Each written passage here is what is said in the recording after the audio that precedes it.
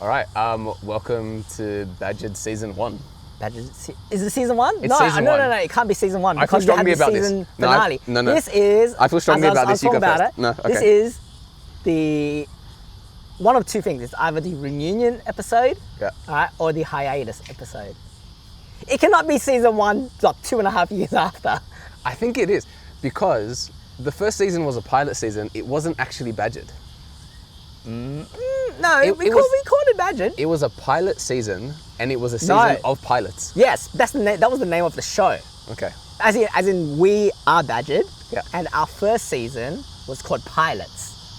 If you go onto Spotify and you search Badgered, it doesn't say Season 1, Episode 1. It says pilot season, and then it goes each of the episode pilots. So like from the window, and it goes 1, and then sponsored 2. No, we'll leave it up to the viewers if we have any. You guys can tell us. All right, regardless. Is this episode part of Season 1? Welcome to Badgered. Welcome to Badgered. We're back. We're back. We're back. Question mark. Yeah. We're back potentially. Potentially. Kev, I would like to start off by acknowledging that we're on Badgered clan land, Darug land, and there's a video happening now of us, which may be released into the ether at some point. But I want to start off by catching up, because it's been 2.5 years. Yes. Imagine people only know us by this show. They think we died. We didn't. I'd be very surprised if there's any people that only know us from the show. I wonder if we're going to have to blur the faces of the two randoms that walk past. They're our first two fans. Yeah. They knew we were going to be here today. So, I have an update that relates to both of us. Yeah. That's something relevant from the last 2.5 years. And then I have like 7 things that have changed for me. And then I wrote like 4 things for you, but you probably have more. So what I was going to do is I'm just going to read through how our lives have changed. Yes. So first one, we both quit. We both quit. We both quit our job. And I would say technically now both are unemployed. Yeah, I definitely am. I think I am as well. Like I don't, we'll get into it later. But I'm like the closest I've ever been to unemployed since I first got a job. How do you feel about that? I'm trying to think. It's been a wild ride. Let's just say that. Yeah. Very simply put. I think there's a lot of positives to it. And one I was thinking about before we were recording today is, more than anything, the impression I'm left with after I quit is I spent so much more time working than I needed to. Like there was such a disproportionate amount of time I spent on my day job, and there are so many more hours in the day now that I don't have that job. Yeah. And I know it feels like it goes without saying, but you get so caught up in like having to do more. Maybe it's capitalism, maybe it's something else. But I think like it becomes your entire world, especially if you do a job that aligns with what your hobbies are and your interests and passions. But as soon as I quit, I went, man, all that time, and it's just not part of my life anymore. And it will always have been part of my life. But like to not do it day to day, it's like I just am now completely I am completely in control of my time again. I think it's not one of those things that you see until you have some space away from it. Yeah, I think so. So that's like, not to always try to put a positive spin on things, but that's a huge light for me that came from it, which is, we're on the door, buddy. How about I do one of mine, one of yours? Yeah, so my first one is, I became the artistic director of the Beg Sound Poetry Slam. Oh. Which is funny because I just said I'm unemployed, but then I'm like, here's a job that I have. But that's the first thing, like I moved out of my day job, quit that job, and now I am the artistic director of BPS. Yeah. And I always did the slam for years before, but I never had it be like how I introduce myself now. So if someone asks me what I've been doing, especially if they knew me from the old job, that's how I introduce myself. I'm like, oh, I'm the artistic director for BPS. And partially, sometimes that's funded, sometimes it's not, sometimes it's on a volunteer basis. It's very ad hoc, and that's maybe changing into next year. But yeah, that's my job now. Great title. I just made it up. Title. Sarah and I both made up our jobs. So hers is our She's our co-founder and our executive director. And I'm the artistic director. Classy.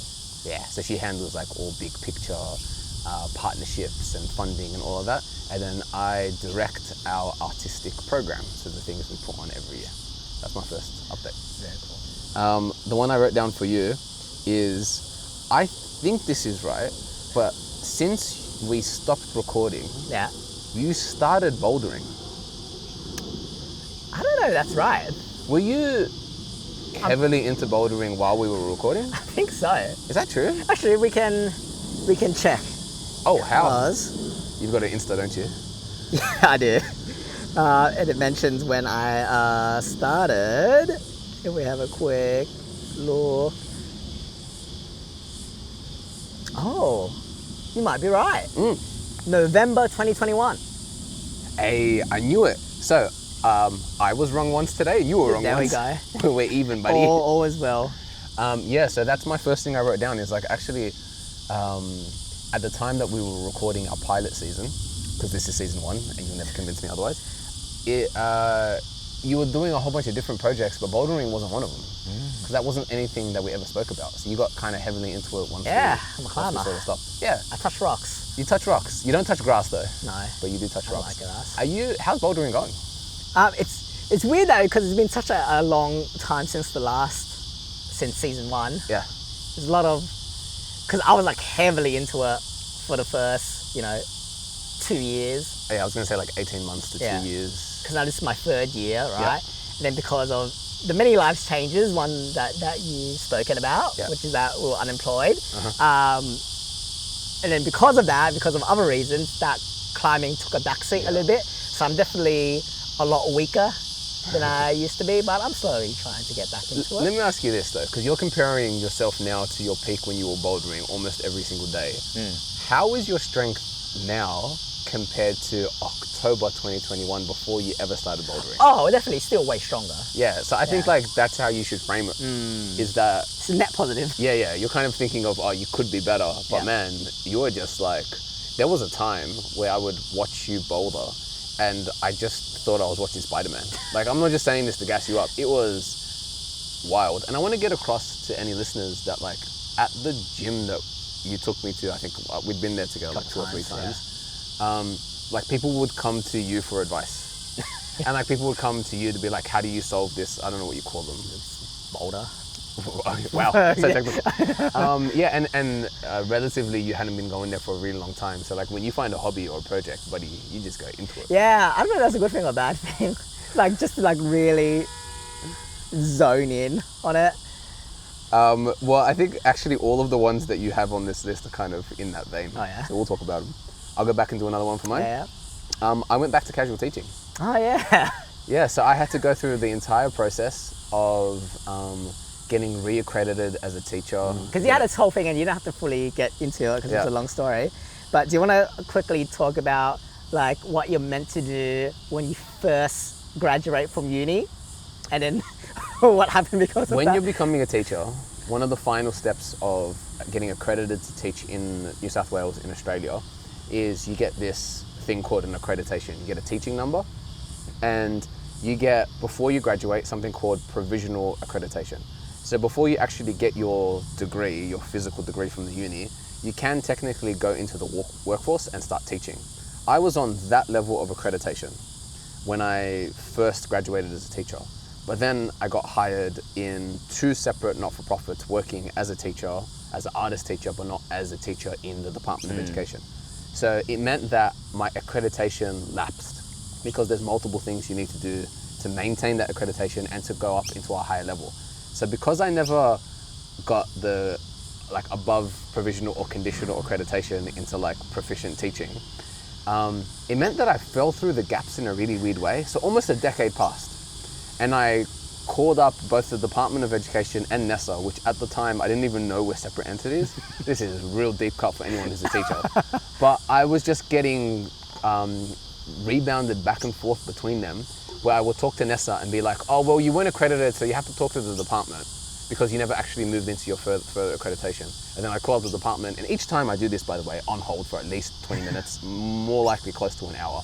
And then I'd get like bounced around, and then they go, oh, Yeah. No, you have to talk to Nessa about this. And then I would go, I literally just got off the phone with them. They said to call you. And they're like, I don't know what to tell you, man. So it was that for close to 3 months. Jesus. Of like really random things. And then I had to do interviews again online that were like recorded. And it was a whole process. But yeah, I got back into the classroom and I started casual teaching again in the first time in like close to a decade. Overall, how's it been back in the classroom? I found it was interesting when I first started. Most of the teacher friends I have immediately went, oh, like how is it? It's harder than what you were doing before, yeah?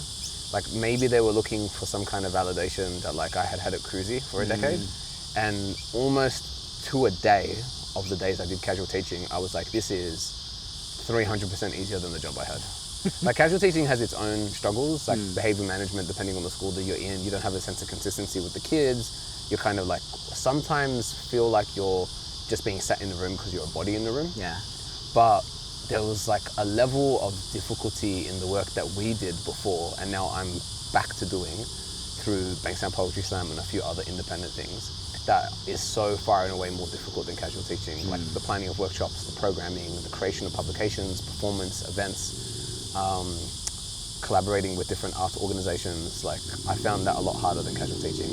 So I enjoyed it. I liked being the kind of small bright spark in the kid's day that was having a bad day. Yeah. Where I could be that one casual teacher that I didn't have to like be so hard on them and get them in trouble just for existing. Yeah. Which I feel like sometimes as teachers we feel pressure to do. So I liked it. That being said, I'm like, don't have my name down for casual teaching anyway. So how much did I like? But it's partially because I got busy with other stuff, which we'll talk about in a bit. Oh. All right, your next one. Yes. Possibly related to the one that I just said. You started uni. I started uni. Yeah. I'll do a quick thing. Kev the student. What happened before uni? Yeah. What led to what kind of led to the uni? Tell me. I was working at a library for a while. Kev the librarian. Technically not a librarian. What was your I think job it was title? like Children's Services Project Officer. So essentially what that meant was that I sang lullabies and children's songs to little kids. And it was amazing. It was a great job. Unfortunately, it was in Maroubra. Whoa. So that was a bit, and that, to be fair, for most people, it is not that far. But we're Western Sydney boys, like. Yeah. Yeah, that's a track. I'm not used to traveling that far. Yep. And just thinking of the progression of where I was going to go from there, I just couldn't see what was going to happen next. Do you mean like career progression? Yeah, because especially after we both quit, Yeah. I think I did have like a moment of crisis for a while where it was like, I just spent 4 or 5 years at a place. Yep. I mean, technically those skills could be transferable to other places, but like there is no certainty, I guess. Yep. Which kind of led to the teaching thing. But in terms of the library thing, it was really nice, it was really sweet. I think one of the things I enjoyed the most as well was like having the mums, and actually even the dads as well, saying that, oh, it's so nice to see a guy who are doing that, which is something I guess they don't see that often. So yeah, bit sad about it. Yeah. No, sad about it. As in, I enjoyed it, bit of thing. If it was closer, I imagine I still would be doing it. Do you mean you felt sad that you had to kind of give that job up? Yeah, because all things considering, it was a really, really nice job. We've spoken about this a fair amount, but this is like one of the testaments to why I want this show to exist, is that I didn't know that you felt sad about it not being. Maybe sad is the wrong way, but did I feel sad about it? I don't know if sad is. Maybe what's below sad? Maybe like Disappointed? Wow, disappointed sounds slightly angry. I think it's something that you missed. Like I kind of imagined it like a relief, but it's nice to hear that there were aspects of it that you enjoyed. Yeah. And the thing about being a man in that space and parents and families appreciating that is a really interesting perspective I hadn't considered. Cool. So but essentially from that, won't go into it. Things happened and realised, primary teaching. Yeah. Yeah. So now I'm at uni. And I think a big selling point is that the uni is like 10 minutes away on my one wheel, which just goes to show how you really can't get me out of Bankstown. Yeah, buddy. You mentioned the thing about transferable skills, because you were working like me as a teaching artist before we both quit, and I think that you're right that the not not-for-profit space, it's difficult to look at career progression because you kind of have to make your own roles. Yeah. But you're also right in that a transferable skill is you were in the classroom constantly and taught a lot online. So to be able to take all of that, like 4 or 5 years of experience, and then now you're starting a degree teaching, but you have taught more than, I would say, probably every single other person who's doing the course, other than international students who maybe worked as teachers overseas. Like, you just have so much classroom experience. Which is kind of a downside as well, in that, so I've just finished my first semester. Yep. And how do I say this diplomatically? Look, you know, the degree is what it is. It is what it is. Yeah. A lot of the stuff Give us the tea. Give us the tea. A lot of the stuff I felt like that it falls under 2 categories. One is that I kind of know what this is about. It's annoying to have to do it again. Yeah. The second part of it is, why are we doing this? Yeah. And the thought of having to do another 4 years of that is a bit daunting, but again, it is what it is. Yeah, it's I mean, I've spoken about it multiple times, sometimes online, sometimes to you. I've had the exact same experience with university, that I felt the course that I was doing wasn't necessarily preparing me to be a teacher. So yeah, commiseration, like I feel exactly what you feel. But yeah, that's another big thing that happened since the last time we spoke. Yeah. I'll jump back to one of mine. I started my own independent publisher, Guest House Publishing. And that's a more recent change. That was in the last few months. And I guess I can't talk about that without talking about the other update, because they kind of go hand in hand. So if it's all right, I'll skip But right actually, into that I had this planned out, Yeah, because yeah. you see. Tell me. This episode is actually sponsored. Oh, This it is? episode is sponsored by Guest House Publishing. Don't do that, we have no money. So Whoa. we've got a bit of a segment here. Is that your copy? It's so shiny. And maybe, so you ruined my thing, so maybe we'll have to do this a bit of a back and forth. Okay. But, today's episode is sponsored by Guest House Publishing. Guest House is an independent publisher. They don't receive grants or funding from any external government, corporate or philanthropic sponsors. They are 100% funded by the sale of their products and services and by the generosity of their beautiful community. And hopefully this means that they can be uncompromising and unapologetic in their adherence to their faith and belief as Muslims while creating and sharing our work. And most recently they released their first book, An Army of Light, written by Bilal Haftar, who, full disclosure and for transparency purposes, is founded by so Bilal, do you want to take this moment as our sponsor for today to talk about Guest House Publishing and maybe a little bit about your first book, An Army of Light, which can be purchased right now on guesthousepublishing.com? Yeah, I've never had to say it out loud before. Guesthousepublishing.com, and it's Guest House Publishing on Instagram if you want to follow for updates. We really appreciate the support of Badgered in getting the word out. They are our oldest sponsor and collaborator, because they are our only sponsor and collaborator when it comes to collaborative work like this. But yeah, buy the book. It's on sale now. There's limited copies in our online store. It's $25, which I always talk about when you keep in mind printing cost means less than 30 cents a poem. And I'm really proud of it. And thank you, Kev, for buying it. Like, I did not give you this copy. You bought it, and this is yours. Absolutely. Did I sign it? Yes, you did. Did I? Oh, that's a pretty good signature. We can talk about that later. Cool, yeah. That was the next update, is I started my own independent publisher, and the focus is on publishing Muslim authors in Australia. And the first Muslim author I published was my own work. And I partially did that because I wanted to make sure that all the risk was on me. That if I'm like opening up this space where I want other people to step into and share their work, I want to go through the whole practical element of how to make the book, produce it, print it and sell it on my own work. So if anything goes wrong, the only person who suffers is me. But alhamdulillah, it went well. And I launched it, and I managed, and I said this when we launched it, that I managed to produce enough money from the sale of the book so far to lock in the sale of our next book, which is also on sale on our website. You know, what is it called? It's called It's a Sign, written by Ella Binar, who is an ex-student and current friend and a fellow artist. So it's something funny about the phrasing of ex-student, current friend. Ex-student, current friend. Current friend to both of us and a really fantastic writer. And we don't have the book yet. It's in production, but pre-orders are open, so people should buy it as well. Sure. Do you have any questions about either of those two things?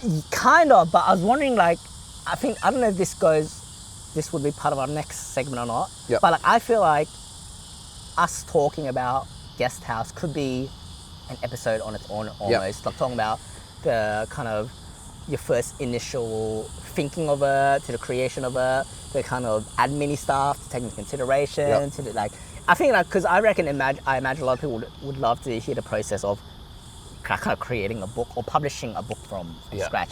I don't know how you want to handle that though. Yeah, I mean, I'm realizing now that probably we should have what I'm about to say at the beginning of this episode. So if you, editor Kev, want to Okay. put this in, do that. If you want to just leave this where it is, it's so chill, I'm fine. But I think what we're talking about today is we are catching up, because it's been a while. It's been more than 2.5 years since Badgered last released an episode. To be clear, we have caught up. We have caught up. You guys. No, we weren't estranged. I still love you with my whole heart. And we're gonna have, things that we need to catch up the audience on our life. And then we're gonna talk about what our potential plan is to release future episodes of Badgered. And some of those are projects that you and I have been working on. Some of them are like ideas for games or collaborative artworks you and I want to make. And some of it is just going into a deeper dive about the things that we've done in our life since we last released Badgered. Yeah. And we're going to be talking about that today. So I think, in reference to the question that you just asked, I think the conversation about Guest House, the kind of production of the book, what's going on with an Army of Light, what my plans are for it, who we're publishing, how we're publishing, that can be kind of content for future episodes. If anyone's interested in what we have planned, that's what we're going to talk about, hopefully, assuming this all goes well. Are we gonna say what the conditions that have to be met is? Absolutely. The season finale for our pilot season of Badgered, as of the time that you and I looked at it, about a week ago, had 138 people listen to it. The majority of them listened to it the whole way, which is really exciting. I told you that if we get at least equal that amount of listeners for this episode, or more, then we never really decided, are we gonna do a whole season, or does that just guarantee the next episode? I think we have to do a whole season. Okay, then we do a whole season. Yeah, if we get 138 or more. 138 or more, we do a whole season. Oh wait. To be fair, we might hit. Is this time unlimited? Do we have to meet a 138? I think we do it by or the just- end of the year. Okay, yeah. So that kind of pushes you to edit this and release it soon. Okay. If that's comfortable Yeah, with you. it's good. I need that. So I think we do it that way. I also realized something, that since we last recorded, Badgered is... Since we last recorded Badgered, I've now made my Instagram public, and it wasn't before. And I have, alhamdulillah, like so many more followers than last time, partially because of like it going public, partially because of Guest House, partially because of Bankstown Poetry Slam, partially because of talking about Palestine. And so many episodes to make about. yeah. So like, I think 138 is maybe a bad criteria, because there's like, I think like 20 times more followers online than before. It's up to you if you want to increase it. If you're I think confident. we leave it as it is, but I Okay. just wanted to say that as like, maybe we'll hit it. Maybe we won't. Allahu A'lam. Like, it's up to God, but yeah. Cool. All right. So is this us, or do you still have things left on? I still have, I'm almost there. Yeah. So we can leave the Guest House and Army of Light thing. Yeah. Thank you for the very beautiful shout out. The next thing I had on yours is Kev the Handyman. This kind of bubbled and started when we were recording Badgered, but I Yeah. think it's escalated. Yeah, I've always been a dabbler. I kind of like, Now you're a diver. diver. Yeah. I don't even know where to start, because I feel like it's hard to know where I've been, what I have been doing for the last 2 years, all right? But maybe if we talk about what has happened in the last, let's say, 2 weeks. Yeah. I think that works well, which is that I got a 3D printer. That was I my guess, next note. and, Kev got a 3D printer. and I think that has expanded my dabblery of Yeah. sorts, which is that, just like, so do you ever get that moment where like you get ideas just like smacking you in the head? So I'm gonna Every talk single about time I that. speak to you, yes. No, I'm gonna keep it limited. But essentially it means I've been able to kind of do little DIY things a lot more easier Yep. than I've been able to in otherwise. I think, what I think I'll do is, because I'm already recording this will also be a video episode. So Okay. Bilal will put in the show notes a link to the YouTube version. Yep. That makes it easier for me to share, I guess, my little DIY projects, what I've talked to you about. Beautiful. Kev, what I want you to put right now is a picture of the mouse table. The mouse table. Yeah. Yeah. I made a table for a mouse. Yeah. But no, I've done some stuff. I don't know. Do I go? See, again, this is like, is this an I think episode we just on say its like, no, I think we just say for all these notes before we start like talking about ideas, this is just something that's happened. Like I'm kind of curious to talk more with you about handyman project stuff that you've been doing. Yeah. And we bond over this. Like Yeah. we will send pictures to each other about like, here's something we're trying to fix in the house. Oh yeah. It's like not going well or going really well. Actually, and you kind of want to I share literally the proud of have so much questions about your one, the pipe. With the, yeah. Yeah, because some of it, the picture didn't make. It's almost the picture was like, didn't look right to me. Like I don't know why. Anyway, so maybe that will be an episode on it. This is, man, I guess. leaky plumbing. I had to fix it. It had to happen. And you People know. just go, what the hell is going on right now? Yeah, so like that's a big update. That's like most of the stuff that, and all of these are kind of things that we've half had conversations about. So I'm just like properly catching us up. Yeah. Kev has definitely become more of a handyman than he was before, and he also bought a 3D printer. So maybe that's the kind of future exploration, because there's stuff that I want to ask you to print that we can have That'd be a cool. chat about. And last two from me is I'm pretty sure since the last time we recorded, I started and have continued drawing constantly. Like I started illustrating a lot, and I was not ever the kid who drew a lot. I wasn't the teenager that drew or even the adult that drew. So I started quite late in life, and now it's been about 3 years of me drawing a lot.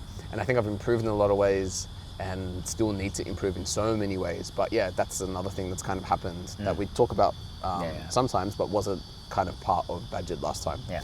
And the final one is I've gotten really, really into Dungeons and Dragons.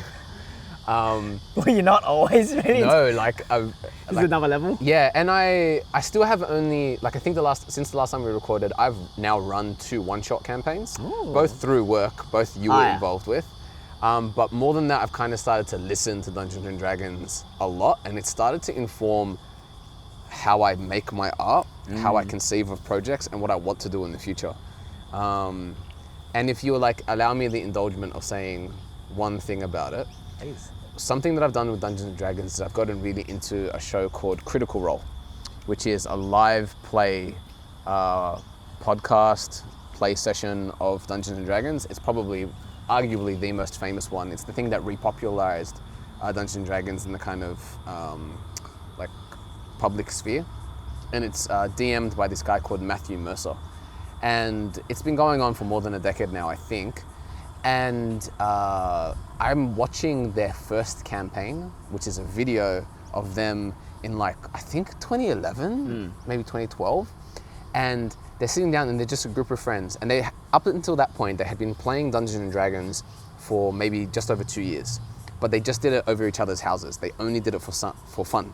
But they're all voice actors, and they work in the voice acting industry in LA, in America, in the States. They've acted in really popular video games like Legend of Zelda, Resident Evil, a whole bunch of different stuff, and like cartoons, Transformers, Avengers, Earth's Mightiest Heroes. Anyway, they decided to turn it into an actual show as part of like this YouTube channel called Geek and Sundry. And I'm watching right now, today, Critical Role is still going. Promise there's a point to this. They have this huge following and huge production values and like custom made artworks and like beautiful tables. But what the episodes I'm watching is them with like butcher's paper and sitting around like this crappy little table. And I got to recently watch an episode, because there's like 100 episodes or something in the first campaign. Each one's like 3 hours long. I'm on episode 11. So I'm really early on. But I got to watch their first ever merch drop. And Matt Mercer is the DM, and he often shouts out stuff that he wants the audience to support. They help charities, but they also did this first merch drop, which was just a t-shirt. Black t-shirt, white writing, and it's just a list of the party members. So like the names of the characters, and that's it. And they wore it 1 week, and then everyone's like, we want to buy it. So they're like, cool. So at the start of an episode, Matt comes on. They'd never monetized anything about Critical Role before.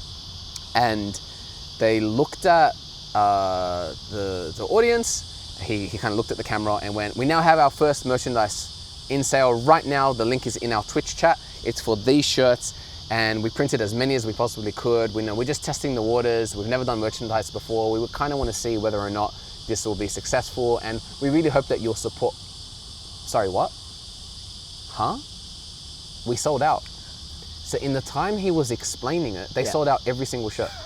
And there's a moment on his face where you can see him go from, this is a hobby that I love with people that I love doing it with, to this is gonna be the rest of my life. This is my career and it's gonna work. And since then, they crowdfunded an Amazon Prime show that had like $11 million. The fans just gave them $11 million to produce this really great animated series.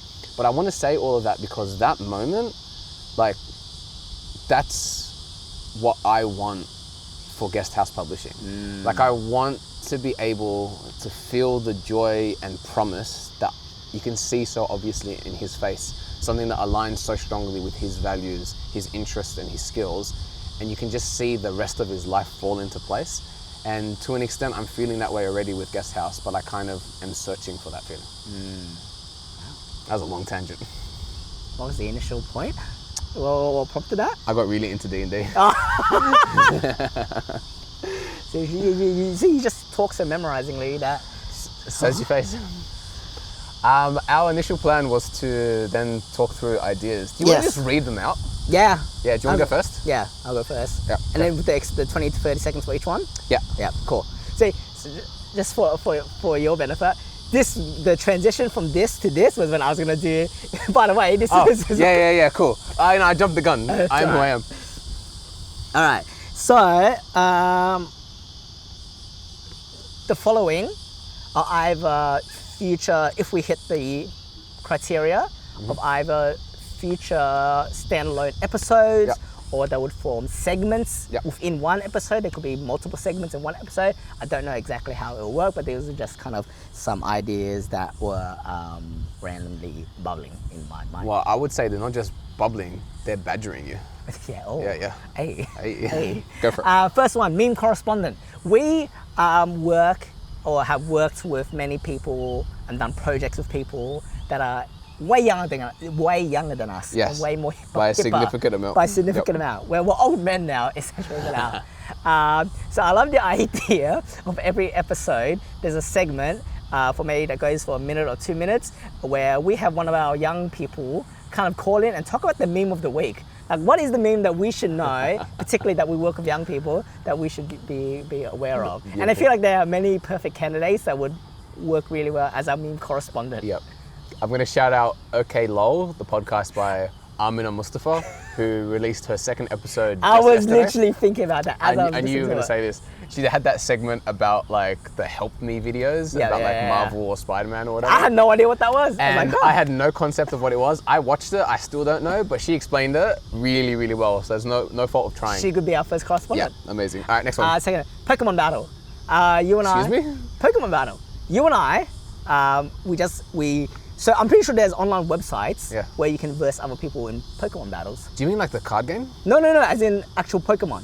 Like you pick Pokemon, and then you just like battle. Oh, like in the style of the old video games, like Pokemon Blue, Red. Yeah. So I'm pretty sure you select and then you battle. So, anyhow. I was gonna say, where we are right now in Parramatta Park, we are about 2 minutes away. I'm gonna point to it now actually. Over there, at whatever time raid hour is for Pokemon Go, 5 p.m., 6 p.m, almost every single day there, a group of about 8 older people, that's the senior citizens, congregate there and play Pokemon Go. Still. And they're like 60, 70 years old. It's amazing. So, raid time in Parramatta Park goes off. All right, next one. I don't know why I wrote this. The cleaning episode. I feel like we both do chores, we both clean. I like to think I do, yeah. I feel like we have our own ways of cleaning. Like, I feel like there are things that that you only do when you clean, and that there are things that I only do when I clean. No, there's definitely things I only do when I clean, that it's my own thing that I've developed over the years of cleaning. Okay. I don't know if that's an episode, or if it's like a standalone episode where it's like, the first half is literally just you cleaning and talking about your cleaning process, and then it cuts to me just cleaning and me doing my own cleaning. You're recommending a lot of like action stuff like while we're doing it. Yeah. So some of it is like a supplement to the work that we're already doing. This is Badgered, that's pested by this like thing we want to share. But I also think it's okay for stuff to just be like a list of something that you just want to talk through with me in an episode, in a future episode. Yeah. All right, cool. I like it. The climbing and drawing episode. First half is me taking you climbing and kind of talking you through it. Second half is you teaching me drawing and you talking me through it. So the concept is like you get me to do a hobby you're good at, or at least have experience in, and then I get to do the reverse to you. Pretty much. Yeah, cool. All right. Next one, language exchange. I don't know if are you still doing your Duolingo? You know, I did it before because you came, not your fault, you came slightly late. So I was like, I'm gonna do my Duolingo. So yeah, man, my streak is like more than 1,000. I feel like, and that it's something I've been trying to kind of get better at as well. I've been doing my own process of trying to get better at Vietnamese, whether it's Duolingo as well as my own course that I've created for myself. Which involves, I mean, you are a teacher. Which involves listening to a self-help podcast in Vietnamese. Really? Which it's a whole thing. That's good. So I think that could be an interesting thing. Yeah, us trying to kind of regain language. And just talking about our process for learning it, and the bit for it would just be at the beginning of that particular episode would just be us talking in our own respective language. Oh, that's so embarrassing. I love it. I'm down. Yeah, so that's that. Better skip that one. Very similar to climbing and drawing, the Destiny 2 Risk of Rain episode. Okay, video games? Yeah. Yeah. Well, Destiny 2, you're good at that. I don't know about good, but okay. Risk of Rain, I'm kind of good at that. Which I've never played before. You played Destiny 2, I've never played Risk of Rain. Okay. Same thing. This, I don't know what it means, but I feel like it could be an interesting episode. The toxic traits / red flags episode or segment. Maybe you don't have an answer to this, but is it like our toxic traits and red flags? I think surely that's what I meant when I wrote it down, right? Yeah. Maybe it's like, I know we're trying not to iterate, but like maybe it's our red flags and then how we try to turn them into green flags. Possibly. Yeah. Okay. So it's like a self-betterment thing. Yeah.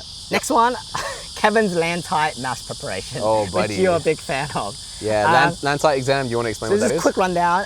To become a teacher, one of the things you have to do besides completing your degree, it's a kind of a separate thing that's run by the government, which is the land tight examinations, which is essentially an exam to make sure you meet both English and math standards, essentially. So, and it's like you have to be in the top 30% of the whole population in Australia. It's a whole thing that you have to work out. Yeah. Essentially, maths, it's not a strong point of mine. Same here, buddy. I have heard that the exam itself is at a year 9 or year 10 standard. That doesn't matter. I failed both year 9 and year 10 math. There we go. So, and I've been essentially kind of preparing for that. I thought it'd be funny where if Bilal and I, like, we take one of the practice exams, just choose 3 at random where we kind of quizzing each other to see if we could answer it, and see how that goes. This is in the same vein as the language thing. It's so embarrassing. Like, there's just people watching us fail. Yeah, no, I think, but don't you like seeing people fail sometimes at a thing that you know that you would be good at? Yes, but I hate failing, especially in front of people. But just like the language thing, I am down if you are. Yep. I think I'll skip this one. The fitness episode. There've been many times where I've taken you climbing, and then afterwards you forced me to work out in the gym. Yeah, after a whole climb. Yeah. Yep. This episode, maybe this is a pested thing. It's just the whole video is just you forcing me to work out in the gym area. I think you just want to work out. Or maybe I want something to force me to work out. Yeah. That could be you. So like traditional kind of weightlifting rather than like a workout like you climbing. Yeah. Yeah, okay. Yeah, I'm done. The education pitch. I'm gonna skip that. I don't know what that means. It's a good title. Maybe it's because both of us are, well, you're an educator. So are you. Well, you are a degreed teacher. I don't know. I'm sure there's a better way to talk about that. I'm not yet. Yeah. Maybe it's something about current teachers, soon to be teachers. I don't know. Next one, regulation classroom. Okay. Yeah.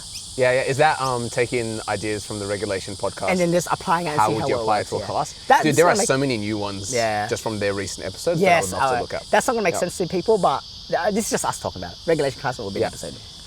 I've talked about this already, an army of light, of kind of a how-to. Yep. Like how to start your own independent publisher. Yeah, something like that. Yeah. The politics episode. I think this is spurred on how the election is next year. Australian election. next year, and then how within like the past 2 years we've kind of been witnessing a genocide essentially, and kind of the stuff that you've been doing, I guess, almost as like an activist. I think it'd be interesting to possibly talk about that experience. Yeah, so you're talking about the federal election in Australia for 2025. I think it was kind of spurred on how like sometimes maybe in the recent US elections, how people will just do a stream while the election is going on. Oh, so it's like a live react. Yeah. Yeah. While we could possibly live react to the election as it's going on, but then we also talk about kind of our own experiences. Yeah, so are we explicitly talking about like whatever people consider to be political content? Like, or are we watching it and then we're having a like more informal chat? Yeah, I don't know. It could be a mixture of both. One of them. I mean, I'm down for whatever. Yeah. The processes episode kind of build on to what we were just talking about. How we kind of we both do things, and we do things, right? Yeah. And we have processes for doing those things. So like you with not this kind of falls under guest house, but also the videos you make on Instagram. Yep. You have a process for that, which you kind of briefly talked about, like we've talked about before. Yep. I have my own processes when kind of like, let's say, the 3D stuff, when like from problem to solution and all of that kind of stuff. Yep. Something around that. I mean, that kind of applies for writing as well. Yeah. The merchandise sub-box episode. This is probably more of a segment than an episode. Yeah. Where, you know how there's subscription boxes, right? Yes. Like, what would we make our own subscription boxes and we give them to each other, and you know. Do you mean like subscription boxes where people like follow this thing, they subscribe, and then regularly a company will send them a box? Yes, of but like for this, stuff? it's just a one-off subscription box. Do you mean people would actually subscribe to us and we send, or we just do it to each other? Do we do it to each other? And then, you know, we'll see if there's interest. Okay. Yeah. Like if we could send off a subscription box, what would we have in it? I think weirdly you do this to me already every time I see you. You're like, wait, I have something for you. And then you open your bag, you're like, here's this harness I made for your bag, like I 3D printed it. Or like, here's your headshot, but a bust that I 3D printed that's your face. Like, I think you do this naturally. I don't know if I give as good as you, so I would have to up my game, but yeah, I get what you mean. The first part of it is the merchandise. I guess maybe this is longer in, like, if we were ever to reach a point where we'd do merchandise, I feel like I don't want to do standard merchandise where it's just, you know, a shirt with our logo, right? Yeah. But more along the lines of the regulation podcast where they have products. Yes. Like if we could sell products, what would that be? You know, essentially. I think it's like us trying to solve problems that we have, that we want to make a product that like is perfect for that thing. Like a really simple example is the bag, right? It's like this bag is perfect that we use, but there's like something about it that's not quite there. Yeah. Second last, the spices episode. I feel like on different mediums, there seems to be a common theme of white people eating spices and seeing how they handle it. Yeah. I want to do that, but like I feel like we could. I don't know, Kevin. I think for you and I, that's just called dinner. Or like you're Vietnamese, I'm Lebanese. Our culinary scene is just spice. Maybe it's us giving a review of salt and pepper. The blandest possible. Oh my god, that's so good. Yeah, I don't know. Oh, that's brilliant. Take that as you will. Okay, yeah, cool. Last one. Have you heard of Waffle Wednesday? No, I don't think so. Oh, maybe I could be a meme correspondent. I feel like maybe our episode, like maybe Badgered is already a kind of a Waffle Wednesday, but essentially it's this thing that someone came up with on TikTok where... the tickers and the tuckers, yeah. I'm definitely too old for this. Where this guy came up with a way to kind of keep up with friends, but in a almost non-committal way. Yeah. So their idea is that with Waffle Wednesday, it's essentially, you already have a group chat with friends that you're already in, and all you do is every Wednesday, everyone in the group chat just sends a 2-minute video of what's going on in their life within that's cute. the past week or the past fortnight. I don't know why I wrote it down. Do they also like make waffles and eat it while they give the update? No, not necessarily. Because they totally should. But that could be a thing. That could be our thing. We could have a waffles episode. I love waffles. Maybe I brought it out just because I wanted to talk about it, because I thought it was an interesting idea of how people in a time where we're more interconnected digitally, people do seem to be experiencing more loneliness in ways of how people are combating that. I find really interesting. Yeah. But those are all of my ideas. You had so many. That's so many ideas. That's just what happens. And they're also like they didn't all happen in the last 2.5 years slowly. Like you just had like a brainstorm of, I think maybe in the past 2 weeks. man. See, this is why I want to do this show with you. And partially to address what you just said, which is combat the loneliness. Like obviously, personally, as your friend, I just want to spend more time with you. But also to create a show and put it out in the world where people can feel like a sense of companionship is a nice thing to put out. All right, I'll do mine. Yeah. I sent these in response to the text messages you sent way back in April. And most of them are to do with the same idea, but I'm just kind of going to go through them. I have titles for some of them. The first one is called Then and Now. So we examine where we started in our hobby and where we've reached up until now. So you with bouldering or whatever you choose, and me with illustration. Yeah.